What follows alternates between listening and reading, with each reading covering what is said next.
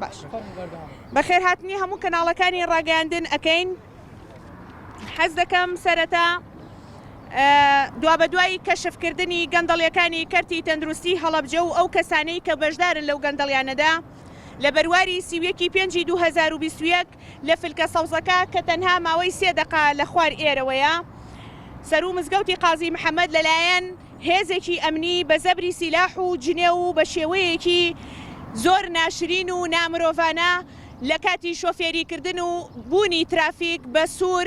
کەسێک بە ئارەزووی خۆی چەپۆکی ئەکێشا بە سیارەکەما و سیلاحی لێ هێنابوومەوە کە دەبێت دەرگاکەم بکەمەوە و داببەزم. بەڕاستی ئەوەی کە سەرنجی ڕاکێشام ئەوە بوو کە کەسێک پزیشکە کار دەکات لە دەستگایەکی فەرمی حکوومەتی هەرێمی کوردستانە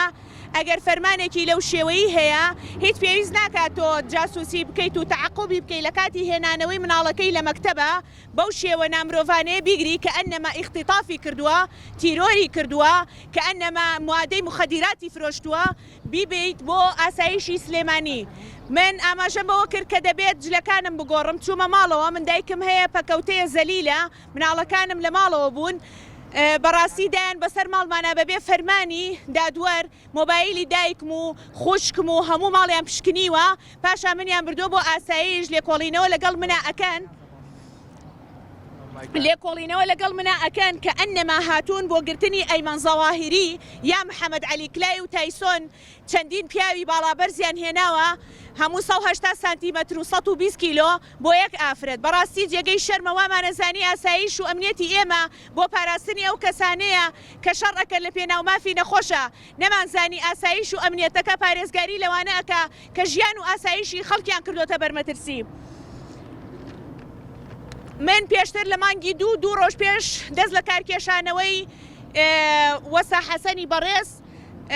منیان بان کرد بۆ نووسینگەی تایبەت لە کاتژمێر 9 بەیانی تاوەکو 3 نیوەڕۆ تەحقیقیان لەگەڵ منا کردووە ئەیانوت دەبێت تەعاهودمان بۆ پڕکەیتەوە بە هیچ جۆرێک نابێ باسی گەندەڵیەکانی کەرتی تەندروستی هەڵەبجە بکەیت. ئەوە بوو کە بەو شێوە نامرۆڤانەیە لەسەر مادەی 2 مۆبایل ئەلەساس لەسەر خراپەکارهێنانی سۆشیەل میدیا فەیسبوک و ئینستاگرام و هەموو شتەکانی من بە ئارەزووی خۆیان لەژێر دەستی خۆیانایە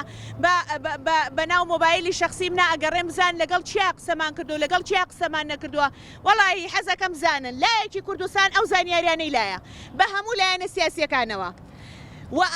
ئەیانەوێت دیزە بە دەرخۆنەی مەوزوعەکە بکەن بە عەلەساس بۆ حاجی هەڵکەوتی تایە ئێبا بە تۆ ساڵێک و 9 مانگێکێتی نیشتیمانی جوابی ئەمەی نەیاوەتەوە ناچارین هاوار بکەین بڵێن لایەنە سیاسیەکانی تر وەرنە پێشەوە کەس گوێمان لێ ناگرێ. حاجی هەڵکەوت مەمنونین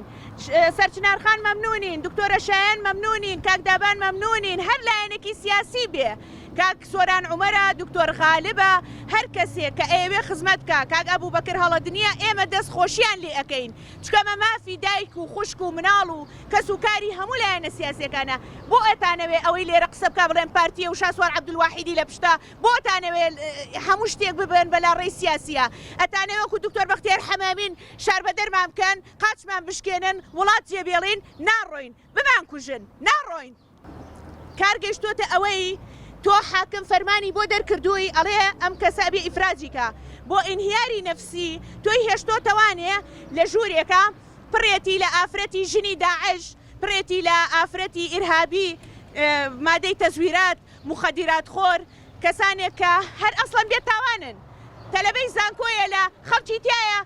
دایک و باوکی وازانێ لە ماستەرە خوێنێ لە جامیعەی تەبرێز لەناو ئاسایشەکە ئێمە گیراوە وتی چێڵێ خۆی گەورە تۆی بۆ ئێمە نەناردووە دەنگمان بگەێنی بە خێزانەکانمان داوا لە ڕێکخراوەکانی ژنانەکەم دوێنێ UN هات زانیان من ئینگلیزی ئەزانم نیان هێشت منەڵزەمەکە ببینن چونکە خۆیان زانیان بە مادەی ناقانونی منیان کردوتە ئاسایشەوە حاکم ئیفراجی کردوم 2 دانە ڕۆژ زیاتر منیان لە فەرمانی حاکم حسابیان نەکردو منیان لەناو ئاسایش هێشتۆتەوە خزم و کەسمیان هەر شێت کردووە لەم سەرهێناویانن بۆ ئەو سەرروتیانە بڕۆن بۆ کاتب عەدلی هەڵە بەکرە جۆل بڕۆن بۆ کاتب عەدلی فڵان شوێن بڕۆن بۆ مەحکەمە بەڕاستی عەیبە ئێوە دەبێت پارێزگاری لە ئەمنیەتی تاک بە تاکی ئەم شارە بکەن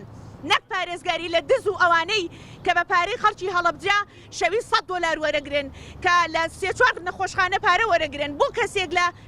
لە ساڵێکا 4 موچەی وەرگتووە بۆ خەڵکانێکەیە لە مانگێکا 25 ملیۆن دینارەکەوێت لەسەر ئەم حکومەتە ئەوێ حکومەت کەرتی ئەهلی و کەرتی حکومی جیاکاتەوە ئەوەی لە حکومی شەکات دەبێت لە دەوامی فەرمی خۆیان بێ لە دەوامی فەرمیان نییە و لە چوار شوێن پارە پێیەکە دووری خەرەوە بینێرە کەرتی ئەهلی طبعاً ئەگەر ئەم قسانەی من درۆیە و ئەو کاسەلێس و چڵکە و خۆرانەی کە پۆست ئەکەن و ئێمە بە درۆ ئەخەنەوە باگوێ لە ئێمە نەگرن بڕۆن سەیری ڕاپۆرتەکانی چاودێری دارایی بکەن کاتێک قەرەوێڵەیەک بە $6 بووە 330,000 دینار نووسراوە لەسەر خەڵکی هەڵەبجە کاتێک جیهازێکی کوڵ سێنتریفیوج بە 9 وەرەقەیە لە هەولێر بە 10 وەرەقەیە لە سلێمانی 8 ملیۆن لەسەر حکومەت نووسراوە